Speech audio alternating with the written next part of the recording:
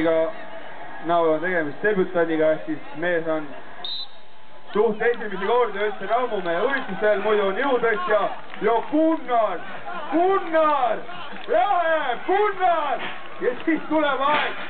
Ja siis tuleb aeg 10:40. No napilt jäi Markusele alla.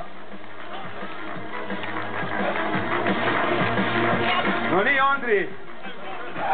Läheb, Andri, tõstab. Läheb, hoia.